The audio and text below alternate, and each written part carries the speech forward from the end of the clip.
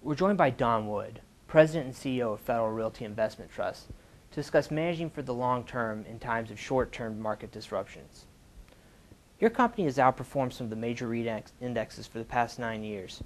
To what do you attribute this success? In the public world, I really do think simplicity and transparency are worth a whole lot in terms of the multiple.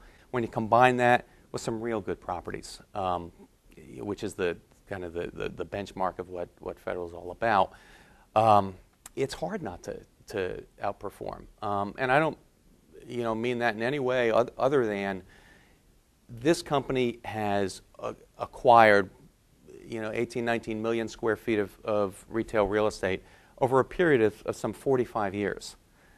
We've done that really on a one-off basis. We haven't purchased large portfolios that by their definition have some good stuff, have some bad stuff, and have some mediocre stuff in it. Rather, we've kind of gone, we haven't grown as fast as everybody else in terms of square footage because we've kind of hand-picked and cherry-picked the portfolio one at a time over a very long period of time. Given some of the major events in the market in the past couple of years, what's different about managing today as opposed to, say, 2 years ago in the commercial real estate market?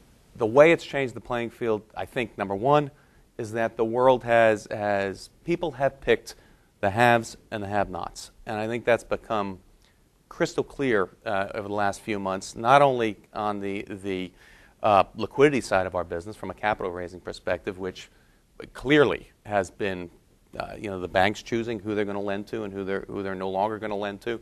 You can see the unsecured markets are open to some, but not open to others. So it's certainly happened on the capital side of our business. But it's also happened on the operating side of our business. You've got developers who are being chosen very selectively based on track record. And if that track record wasn't necessarily that good, boy, they're going to have a hard time going forward, and others are going to get those opportunities.